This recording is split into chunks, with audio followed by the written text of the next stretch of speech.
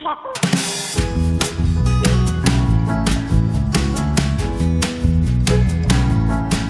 students, today we are here to discuss our chapter number 4 and the name of this chapter is Mughal emperor. ठीक है, सो अब जो है हमारा जो रूलिंग थी वो मुगल्स की थी. So let we start our chapter. The Mughal empire is one of the most significant and influential period of Indian history. जो मुगल एम्पायर था वो बहुत ज़्यादा सिग्निफिकेंट और इन्फ्लुएंशियल पीरियड था इंडियन हिस्ट्री का. एस्टेब्लिश किया था बाबर के थ्रू 16th सेंचुरी में. जो एम्पायर ग्रो हुआ था वास्ट में, बहुत पावरफुल था, कन्वरिंग मच ऑफ द इंडियन सबकॉन्टिनेंट्स. जो मुगल एम्परर था वो सिर्फ ग्रेट मिलिट्री लीडर्स ही नहीं थे उसमें, बल्कि पैट्रन्स ऑफ आर्ट भी था, कल्चर भी था और एडमिनिस्ट्रेशन भी था. दे लेफ्ट बिहाइंड द, उन्होंने एक लेगेसी छोड़ दी थी दैट शेप, जिसने हिस्ट्री को शेप दी, आर्किटेक्चर दिए, कल्चर दी. ठीक है, इंडिया में. ओके, सो जो मुगल रूलर्स थे वो जाने जाते थे अपनी एफिशिएंट एडमिनिस्ट्रेटिव सिस्टम के लिए, particularly in revenue collection and military organization. हर एक जो एम्पायर का कंट्रीब्यूटेड था वो यूनिक तरीके से था to strength the empire with some focusing और एक्सपेंडिंग टेरिटरी, वाइल जो अदर एम्फेसाइज गवर्नेंस थी, उनकी आर्ट थी, कल्चर था. ठीक है, वो इन सब चीज़ों पे बहुत ध्यान देते थे. इसी की वजह से वो जो है उनका जो एम्पायर था वो एक्सपेंड हुआ. ओके, जो मुगल एडमिनिस्ट्रेशन था उन्होंने ऑर्गेनाइज किया था मेथोडिकल और अलाउ किया था एम्पायर को to flourish for over 2 centuries तक. ठीक है, 2 centuries तक उन्होंने रूलिंग की थी. इन एडिशन टू गवर्नेंस जो मुगल्स थे वो पैट्रन्स थे आर्ट के, एग्रीकल्चर के, कल्चर के. ओके, जो कमिश्नर थी कंस्ट्रक्शन की some most of the iconic monuments in India. उन्होंने बहुत सारे मॉन्यूमेंट्स बनाए थे इंडिया में, जैसे ताजमहल है, रेड फोर्ट है, ठीक है, फतेहपुर सीकरी है. मुगल एम्पायर जो है is remembered for is contribution के लिए जाना जाता है इंडिया की ग्रोथ के लिए. ठीक है, ब्लेंडिंग पर्शियंस के लिए, इंडियन और इस्लामिक इन्फ्लुएंसेस के लिए. ठीक है, सबसे पहले जो थे हमारे बाबर थे. ठीक है, बाबर आते हैं जो मुगल एम्पायर जिन्होंने फाउंड किया था. सो इनकी पर्सनल लाइफ देखिए. जो बाबर थे फाउंडर थे मुगल एम्पायर के, बॉर्न हुए थे 1483 में फरगाना में, और आज के टाइम में उसे क्या बोलते हैं, उज्बेकिस्तान बोलते हैं. ये जो है आपके डिफेंडेंट थे तिमूर के on his father side and Genghis Khan on his mother side. Despite this grand ancestral connection, जो बाबर थे उन्होंने फेस किए थे बहुत सारे स्ट्रगल अपनी लाइफ में. यंग एज में 12 साल की एज में inherited the throne of Fergana, लेकिन जो सून वो लॉस्ट हो गए थे अपने इंटरनल कॉन्फ्लिक्ट्स की वजह से. ठीक है, उनके जो फादर थे बाबर जो थे वो एडवेंचरस थे, इंटेलिजेंट थे, बहुत बहादुर थे. उन्होंने बहुत सारे अटेम्प्ट्स किए रिक्लेम करने के लिए. ठीक है, लॉस्ट टेरिटरीज को जो खो दी थी उन्होंने टेरिटरी, उसको पाने के लिए बहुत स्ट्रगल किए. लेकिन जो उनकी ग्रेटेस्ट विक्ट्री थी वो 1526 में हुई थी, व्हेन जब उन्होंने इब्राहिम लोदी को हरा दिया था पहले ही बैटल में पानीपत के, और एस्टेब्लिश कर दिया था मुगल एम्पायर इंडिया में. ठीक है, बाबर जो थे वो पॉइट भी थे एंड कीन ऑब्जर्वर थे नेचर के. उनका जो मेमोरियल है द बाबरनामा वो बहुत ज़्यादा इंपॉर्टेंट हिस्टोरिकल डॉक्यूमेंट है जो हमें इंसाइट्स देता है पर्सनल थॉट्स के लिए, विक्ट्रीज और चैलेंजेस के लिए. अब इसके बाद आता है इनका सिविल एडमिनिस्ट्रेशन. सो जो बाबर का फोकस है वो प्राइमरी मिलिट्री कॉन्क्वेस्ट पर है rather than administration. However he did ले द ग्राउंड वर्क, वो ग्राउंड वर्क के लिए काम करते थे for what would become a strong, जिससे वो एक स्ट्रॉन्ग मुगल एडमिनिस्ट्रेटिव सिस्टम खड़ा कर सकें, सक्सेसर कर सकें उसे.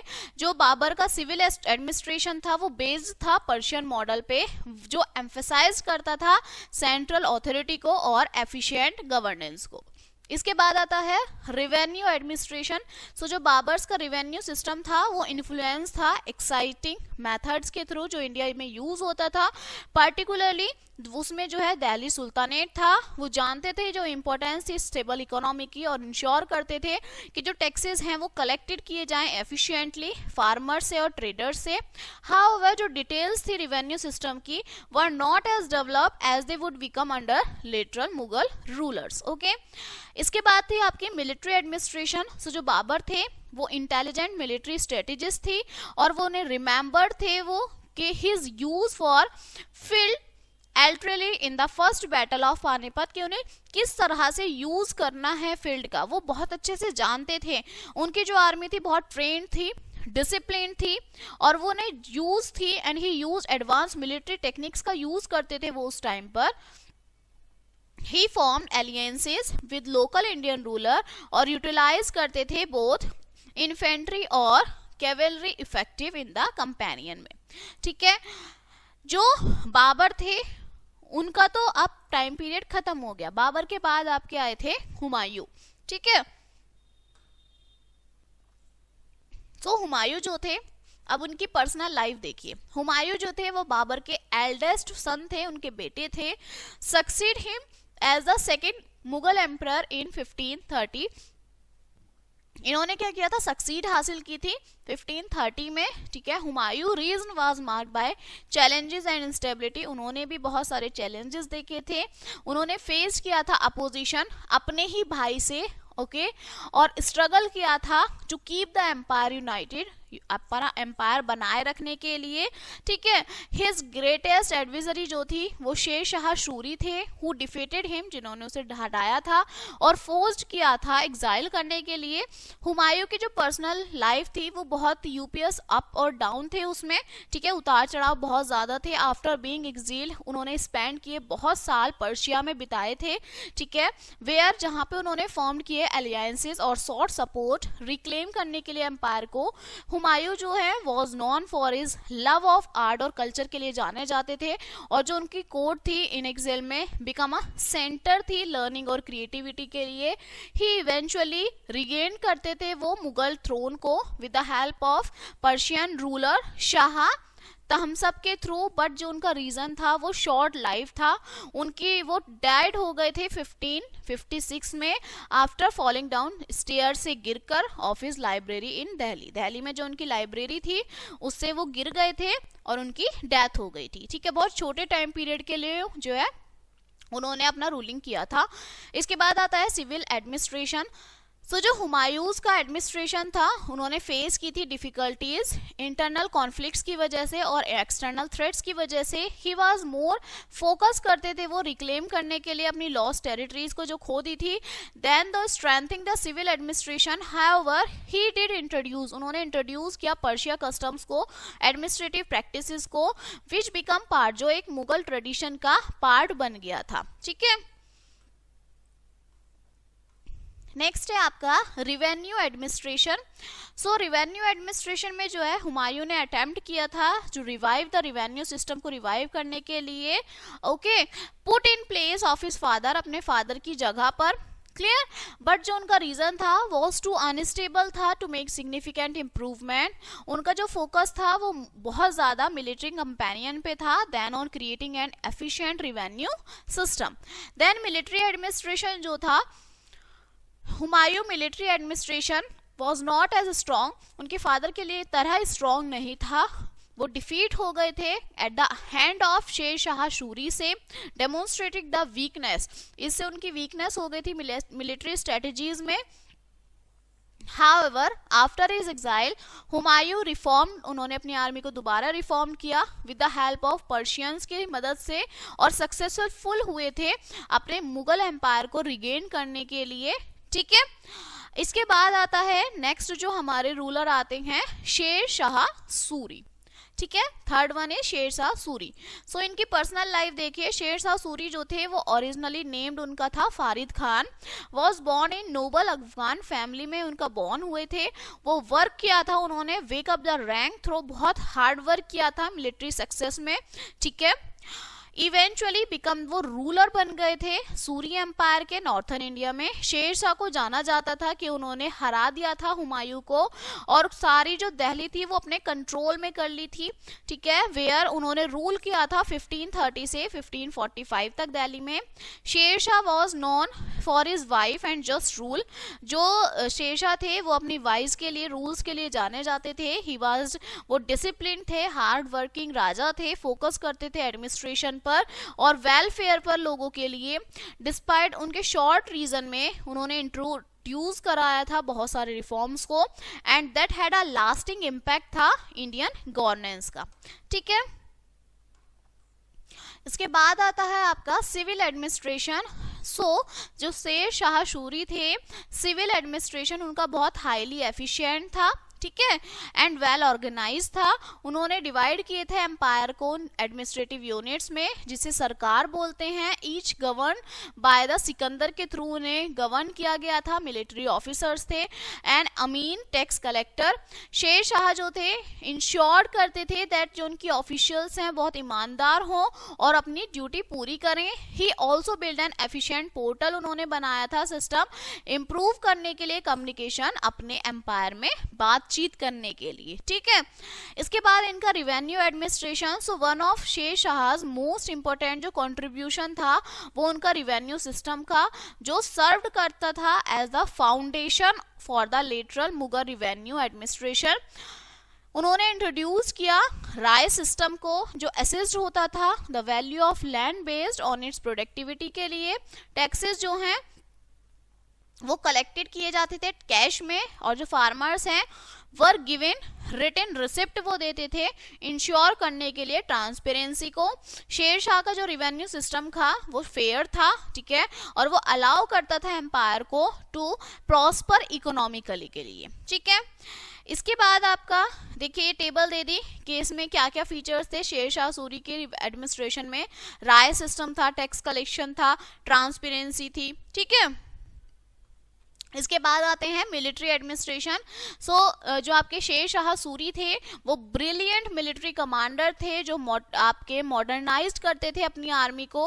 उन्होंने बिल्ड किया फोर्टलेसेस और रोड नेटवर्क इंप्रूव करने के लिए मिलिट्री मोबिलिटी को, और जो उनकी आर्मी थी वो डिसिप्लिन थी, वेल इक्विप्ड थी, अलाउ करती थी हिम टू डिफीट करे पावरफुल एनिमीज को, जैसे कि हुमायूं के एनिमी जो उनकी मिलिट्री थी उन्होंने उन्हें हरा दिया था, ठीक है। शेर शाह जो थे उन्होंने इंट्रोड्यूस कराया रुपए को एज अ करेंसी के रूप में, फर्दर स्ट्रेंथिंग द इकोनॉमी, और जो हमारी इकोनॉमी को उसको स्ट्रेंथ दी, ठीक है।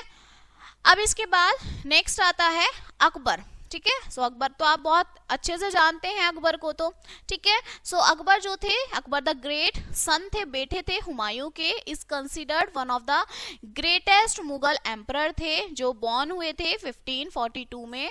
Akbar ascends the throne at the age of 13 after the death of his father. अपने फादर की डेथ के बाद उन्होंने क्या कर लिया था, अपने उस राज्य पे, ठीक है, अपनी देखरेख करनी शुरू कर दी थी। अनलाइक बहुत सारे जो रूलर्स थे, Akbar was illiterate but he was, वो बहुत ज्यादा इंटेलिजेंट थे and had a keep interest था उनका गवर्नेंस में, कल्चर में, रिलीजियन में। अकबर की जो पर्सनल लाइफ थी was marked by his tolerance and open mindness. He married woman of different religious background, मतलब दूसरे धर्म की लेडी से उन्होंने शादी कर ली थी, इंक्लूडिंग उसमें हिंदू प्रिंसेस थी, और प्रमोटेड करते थे वो रिलीजियस हार्मोनी को विद इन हिज एम्पायर में। अकबर ने फाउंड किया दीन-ई-इलाही को, आ syncretic religion that sought to blend elements of different faiths. He was known अपनी kindness के लिए, generosity के लिए, ability के लिए, ठीक है, वो जाने जाते थे, जो कनेक्ट करते थे लोगों को from the walk of life, ठीक है। अब आता है सिविल एडमिनिस्ट्रेशन। सो जो अकबर थे वो क्रिएटेड थे developing one of the most efficient and well organised administration system Indian history में उन्होंने डेवलप किया था। उन्होंने डिवाइडेड कर दिए थे एम्पायर को प्रोविंसेस में, हर एक जो गवर्न था बाय सुबहादुर के थ्रू जो है वो गवर्न होता था, ठीक है। अकबर ने इंट्रोड्यूस किया था मनसाबदारी को, अ सिस्टम जो असाइन करता था rank to officials based on their merit और लॉयल्टी के बेस पर, ठीक है, वो उन्हें असाइन करता था। ये जो सिस्टम है अलाउ करता था अकबर को मेंटेन करने के लिए कंट्रोल ओवर हिज पूरे एम्पायर पे, वो अच्छे से अपना कंट्रोल रख सकें, वाइल इंश्योर कर सकें एडमिनिस्ट्रेशन को वॉज एफिशिएंट हो उनका और बहुत फेयर हो उनकी जो रूलिंग थी उसमें। अब इनका जो रिवेन्यू एडमिनिस्ट्रेशन था, तो जो अकबर का रिवेन्यू एडमिनिस्ट्रेशन था वो बहुत सिग्निफिकेंट इंप्रूवमेंट था, ठीक है। ओवर प्रीशियस सिस्टम पे वो इंट्रोड्यूस करते थे जब्त सिस्टम को, जो असिस्ट करता था लैंड रिवेन्यू को, जो बेस्ड होता था on the average produce of the land over 10 years तक, ठीक है। वो 10 ईयर्स तक के काम पे प्रोड्यूस करता था ठीक है, लैंड को। टैक्सेस कलेक्ट किए जाते थे कैश में। अकबर जो है रिफॉर्म करते थे, इंश्योर जो फार्मर्स हैं वो ओवर बर्डन ना हो, उन पे बर्डन ना हो फार्मर्स पे, ठीक है। उनका रिवेन्यू सिस्टम जो था प्रोवाइड कराता था स्टेबिलिटी एम्पायर्स में, ठीक है, अपने जो एम्पायर था, राज्य था, और अलाउ करता था इकोनॉमी को फ्लोरिश करने के लिए, ठीक है। इसके बाद आपका आता है मिलिट्री एडमिनिस्ट्रेशन। सो अकबर जो थे वो ब्रिलियंट मिलिट्री स्ट्रेटेजिस्ट थे जो एक्सपेंड करते थे मुगल एम्पायर को टू इज अपनी ग्रेटेस्ट एक्सटेंट की वजह से उनकी जो मिलिट्री एडमिनिस्ट्रेशन था वो बेस्ड था ऑन मनसाबदारी सिस्टम पर, वेयर हर एक जो नोबल था वो रिक्वायर्ड था मेंटेन करने के लिए सर्टेन नंबर ऑफ सोल्जर्स को। अकबर की जो आर्मी थी वो बहुत वेल ट्रेन्ड थी और वो एम्प्लॉयड जो थे वो एडवांस टैक्टिसेस थे, including the use of cannons का यूज करते थे, एलिफेंट्स का यूज करते थे लड़ाई में, ठीक है। उनकी जो एबिलिटी थी इंटीग्रेट करती थी कॉन्क्यूर टेरिटरीज को इनटू हिज एम्पायर में थ्रू डिप्लोमेसी के थ्रू और मिलिट्री स्ट्रेंथ के through, made him one of the most successful Mughal ruler उन्हें वो बनाते थे, ठीक है। इनके जो की फीचर्स आते हैं उसमें क्या क्या, मनसाबदारी, जब्त सिस्टम, रिलीजियस टॉलरेंस और मिलिट्री रिफॉर्म्स, ये सारे सिस्टम्स जो थे वो अकबर के एडमिनिस्ट्रेशन में थे, ठीक है।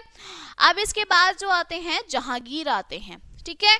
ये सारा जो आपकी पीढ़ी कह सकते हैं आप, ये सारे जो रूलर थे ये बाबर के ही थे, ठीक है, बाबर के ही वंशज थे, उनका बेटा फिर उनका बेटा, इस तरह से। इसके बाद आया आपका जहांगीर, ठीक है। जहांगीर की पर्सनल लाइफ देखिए, जो सन जहांगीर था वो अकबर का बेटा था, रूल्ड द मुगल एम्पायर को जिन्होंने चलाया 1605 से 1627 तक। उनका तो बर्थ नेम था वो था नूरुद्दीन मोहम्मद सालिम, ठीक है, मतलब जो प्यार से उन्हें बोलते थे उसे बोलते थे नूरुद्दीन मोहम्मद सालिम, ठीक है। And he was known for his love, अपने प्यार के लिए, आर्ट के प्रति लव के लिए, नेचर और जस्टिस के लिए वो जाने जाते थे। जहांगीर की जो पर्सनल लाइफ थी बहुत कॉम्प्लेक्स थी, मार्क्ड बाय रिबिलियन अगेंस्ट, वो अपने फादर के जो है अगेंस्ट थे, ठीक है, और उनका जो डीप लव था अपनी वाइफ के लिए नूर जहां थी, ठीक है।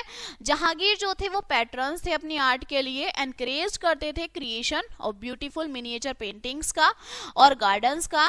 उनका जो रीजन था वो रिलेटिवली पीसफुल था और वो कंटिन्यू करते थे अकबर की पॉलिसीज को। हाउएवर जहांगीर जो थे स्ट्रगल करते थे हेल्थ इश्यूज से, इंक्लूडिंग एडिक्शन था अल्कोहल का, ओपियम का, जो वीकेंड था उनकी लीडरशिप में towards the end of his reign तक, ठीक है। इसके बाद है आपका सिविल एडमिनिस्ट्रेशन। जो जहांगीर की एडमिनिस्ट्रेशन थी वो मार्क्ड होती थी उनके एम्फेसाइज के लिए ऑन जस्टिस, वो एस्टेब्लिश करते थे चेन ऑफ जस्टिस, ठीक है। जो चेन थी इसमें जो हर एक कोई था वो पुल करता था to seek the emperor attention and they felt that had been wrong, कि वो गलत तो नहीं है, कोई भी इस तरह से नहीं बोलता था। जो जहांगीर है वो कंटिन्यू करते थे अकबर की एडमिनिस्ट्रेटिव पॉलिसीज को, ठीक है। इसमें जो है आपकी मनसाबदारी सिस्टम भी था, इंश्योर कराते थे कि जो एम्पायर्स हैं वो गवर्न करें इफिशिएंटली, ठीक है। मतलब जो अकबर के टाइम पे एडमिनिस्ट्रेशन था उन्होंने उसे ही फॉलो किया था। इसके बाद आपका आता है रिवेन्यू एडमिनिस्ट्रेशन। जहांगीर जो थे वो लार्जली मेंटेन करते थे रिवेन्यू सिस्टम को जो उनके फादर ने इंट्रोड्यूस करवाया था, ठीक है। वो इंश्योर करते थे कि जो टैक्सेस हैं वो कलेक्टेड किए जाएं बहुत फेयरली और जो उनका रिवेन्यू एडमिनिस्ट्रेशन फंक्शन है वो स्मूथली चलता रहे। जहांगीर जो है जाने जाते थे अपनी अटेंशन के लिए to detail in revenue matters और जो उनके एफर्ट्स थे वो प्रिवेंट करते थे कॉर्पोरेशन अमंग टैक्स कलेक्टर्स के थ्रू। क्लियर। नेक्स्ट आता है आपका military administration. While Jahangir did not focus on heavily on military conquest, जो जहांगीर थे वो फोकस नहीं करते थे मिलिट्री कॉन्क्वेस्ट पर एज हिज प्रेडिसर्स के थ्रू, वो सक्सेसफुली डिफेंड करते थे एम्पायर्स के बॉर्डर को और क्वेल्ड करते थे रिबिलियंस को। उनकी जो मिलिट्री एडमिनिस्ट्रेशन है वो कंटिन्यू रही थी रिले करने के लिए ऑन द मनसाबदारी सिस्टम में और वो मेंटेन करते थे एक स्ट्रॉन्ग और डिसिप्लिन आर्मी, ठीक है, वो उनको मेंटेन करके ही रखते थे। नेक्स्ट आपके क्या आते हैं, शाहजहां आते हैं, ठीक है, जिनका नेम आपने बहुत सुना होता है, शाहजहां, ठीक है। अब शाहजहां की पर्सनल लाइफ देखिए, शाहजहां जो थे वो जहांगीर के बेटे थे, is perhaps best known for his agriculture achievements के लिए वो जाने जाते थे। स्पेशली उन्होंने कंस्ट्रक्ट कराया था, ताजमहल बनवाया था, बिल्ड इन मेमोरी, अपनी वाइफ की मेमोरी में मुमताज महल। शाहजहां की जो पर्सनल लाइफ थी वो was marked by his deep love for Mumtaz, वो मुमताज से बहुत ज़्यादा गहरा प्यार करते थे। होम, उन्होंने उनसे शादी की थी 1612 में। व्हेन शी डाइड, जब वो 1631 में उनकी डेथ हो गई थी, तो शाहजहां जो थे हार्ट ब्रोक हो गए थे और उन्होंने स्पेंड किए थे नेक्स्ट 22 ईयर्स सिर्फ ताजमहल को बनाने के लिए, as a symbol of love, प्यार का प्रतीक जो है वो ताजमहल माना जाता है, ठीक है। इसके बाद जो शाहजहां थे वो कल्चरड थे, एम्बिशियस रूलर थे, who took great pride in the magnificence of his court. Okay, he was also non, अपनी लग्जरियस लाइफस्टाइल्स के लिए जाने जाते थे, पैट्रोनेज ऑफ आर्ट के लिए। He reason his often considered the golden age था वो मुगल आर्किटेक्चर के लिए, with the construction of grand monuments उन्होंने बनवाए थे, जैसे रेड फोर्ट है, जामा मस्जिद है, ये सब शाहजहां ने ही कंस्ट्रक्ट करवाए थे, ठीक है। अब आता है इनका सिविल एडमिनिस्ट्रेशन। सो शाहजहां का जो एडमिनिस्ट्रेशन है वो मार्क्ड किया जाता है by the continuation of the efficient system, जो इंट्रोड्यूस कराता है बाय इट्स प्रेसिडर्स के थ्रू। ही मेंटेन करते थे वो मनसाबदारी सिस्टम को और इंश्योर कराते थे कि जो उनका एम्पायर है वो गवर्न किया जाए by capable and loyal officials के थ्रू। शाहजहां जो है उनकी एक पर्सनल इंटरेस्ट था अपने एडमिनिस्ट्रेशन ऑफ जस्टिस में, and was known for his fairness के लिए वो अपने जाने जाते थे, ठीक है। इसके बाद जो है इनका रिवेन्यू एडमिनिस्ट्रेशन देख लीजिए। जो आपका शाहजहां है वो फॉलो करते थे रिवेन्यू पॉलिसीज को जो एस्टेब्लिश की गई थी अकबर और जहांगीर के थ्रू, ठीक है। जो जब्त सिस्टम था वो कंटिन्यू था, primary method for collecting taxes के लिए। शाहजहां रीजन में जो मुगल ट्रेजरी थी वो ग्रो हुई significantly due to the wealth generated from trade and agriculture के थ्रू, उन्हें अच्छा खासा प्रॉफिट होता था। ओके, मिलिट्री एडमिनिस्ट्रेशन जो था शाहजहां का वो फोकस करता था कि वो एक्सपैंड करें अपने एम्पायर्स, जो उनकी बाउंड्रीज थी एम्पायर की, वो सक्सेसफुल कंपेनियन थे डेक्कन और सेंट्रल एशिया में, फर्दर कंसोलिडेटिंग करते थे मुगल एम्पायर पावर को। उनकी जो आर्मी थी वो वेल ऑर्गेनाइज थी, कंटिन्यूड थी फॉलो करने के लिए मनसाबदारी सिस्टम को, जो इंश्योर करती थी कि जो एम्पायर है उसमें स्ट्रॉन्ग और लॉयल मिलिट्री फोकस है, ठीक है। शाहजहां के बाद आते हैं हमारे औरंगजेब, ठीक है। औरंगजेब की जो पर्सनल लाइफ थी, देखिए औरंगजेब जो थे वो बेटे थे शाहजहां के, मोस्ट कंट्रोवर्शियल मुगल एम्परर थे वो रूल करते थे, उन्होंने रूल किया था 1658 से 1707 तक, ठीक है। एंड वाज नॉन, वो जाने जाते थे स्ट्रिक्ट एडरेसेंस के लिए, इस्लामिक लॉ में बहुत ज्यादा स्ट्रिक्ट थे वो।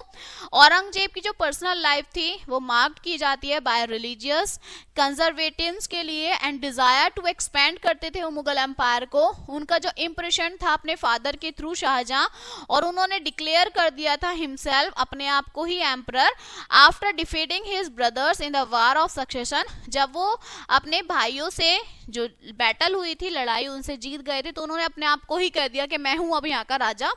औरंगजेब जो थे वो डीपली रिलीजियस थे, बिलीव करते थे इन फोर्सिंग शारिया लॉ को ही, वो बैन करते थे, उन्होंने बैन कर दी थी practices that considered un-Islamic such as music, dancing, ये सब बैन कर दिया। तो उन्होंने sought to impose more orthodox form of governance. He reign was characterised by return to strict Islamic values, में वो कैरेक्टराइज के जो उसकी स्ट्रिक्ट वैल्यूज होती हैं वही फॉलो करते थे, जो कंट्रास्टेड थी with the moral liberal policies of his predecessors, ठीक है। इनका सिविल एडमिनिस्ट्रेशन जो था वो मार्क्ड किया जाता है efforts to impose Islamic laws को अक्रॉस द एम्पायर। वो रिप्लेस करते थे मज़हबदारी सिस्टम को, उन्होंने रिप्लेस कर दिया था जेट एंड सवार सिस्टम से, जो फोकस करता था मोर ऑन मिलिट्री रैंक्स पर। औरंगजेब जो थे वो इंट्रोड्यूस करते थे जिजिया टैक्स को, a tax on non Muslims that had been abolished by the Akbar. ठीक है, उनका जो एडमिनिस्ट्रेशन था वो हाईली सेंट्रलाइज था। ही टूक अ पर्सनल इंटरेस्ट था उनका डेली गवर्नेंस में अपने एम्पायर के लिए। ठीक है, इसके बाद आपका आता है रिवेन्यू एडमिनिस्ट्रेशन। जो औरंगजेब थे उनका रिवेन्यू एडमिनिस्ट्रेशन जो था फोकस था मेंटेन करने के लिए strict control over the collection of taxes, के टैक्सेस पे वो स्ट्रिक्टली कंट्रोल रखते थे।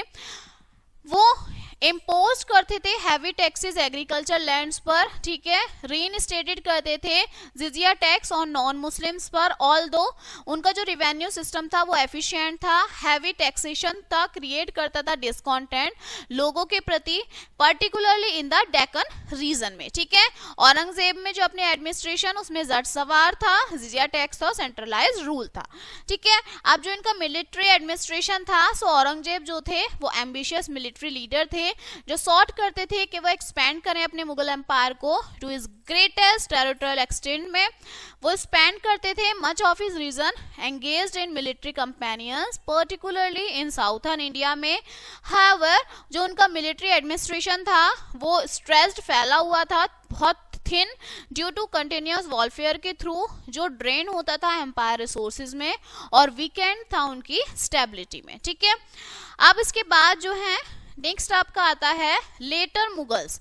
जो लेटर मुगल्स थे वो सक्सेसर्स थे औरंगजेब के, but they lack the strong leadership, वो स्ट्रॉन्ग लीडरशिप नहीं लग कर सके and administrative skills of their predecessors. जो एम्पायर था बिगिन किया था टू डिक्लाइन रैपिडली, औरंगजेब की डेथ के बाद वो खत्म होता चला गया था 1707 में। लेटरल मुगल रूलर्स जो थे जैसे बहादुर शाह फर्स्ट, ठीक है, जहांदार शाह और आपका फारूक सियार, उन्होंने स्ट्रगल किया था मेंटेन करने के लिए to control over the empire as regional power and Europe traders, particularly British gain influence. Later Mughal जो थे वो मोस्टली फिगर हेड्स थे, real power being held by regional rulers and nobles. जो एम्पायर थे वो बिकम फ्रेगमेंटेड थे and the Marathas थे, राजपूत थे, सिख थे, उन्होंने एस्टेब्लिश कर लिया था अपना खुद का किंगडम। जो अराइवल था ब्रिटिश ईस्ट इंडिया कंपनी का फर्दर वीक था मुगल एम्पायर्स में, and by the mid of 18th century के मिड में जो आपका मुगल एम्पायर था वो बिल्कुल खत्म हो गया था, उनकी ऑथोरिटी बिल्कुल ही खत्म हो गई थी। औरंगजेब के बाद वो ज्यादा नहीं चल पाया था। ठीक है, so this chapter is finish now. Okay, so हमने बहुत सारी चीजें इसमें देखी। Now let us see the brush up of this chapter कि आपने इसमें क्या क्या देखा। देखिए, सबसे पहले हमने बाबर जो थे फाउंडर थे मुगल एम्पायर के। ठीक है, आफ्टर डिफेंडिंग आपके जो इब्राहिम लोदी थे उनको हराने के बाद जो थे वो बाबर पहले फाउंडर थे। फर्स्ट बैटल ऑफ पानीपत में उन्होंने इब्राहिम लोदी को हरा दिया था। अकबर जो थे वो बेटे थे, was non for his religious tolerance के लिए वो जाने जाते थे, एफिशिएंट थे एडमिनिस्ट्रेटिव सिस्टम के। शेर शाह सूरी इंट्रोड्यूस कराया था उन्होंने रुपीज को, ठीक है, और ग्रैंड ट्रंक रोड को। शाहजहां जो थे उन्होंने ताजमहल बनवाया अपनी वाइफ की मेमोरी में। ओके, औरंगजेब जो थे रीन किया था। द मुगल एम्पायर को वो बढ़ाना चाहते थे, अपनी ग्रेटेस्ट टेरिटोरियल एक्सटेंड्स उन्होंने किया था, बट जो उनका मार्क था बिगनिंग ऑफ एम्पायर्स के डिक्लाइन का। ठीक है, मतलब उनकी ही वजह से जो मुगल एम्पायर था वो खत्म होता चला गया था। ठीक है, so finally this chapter is finished now and we will meet on the next chapter. So thank you.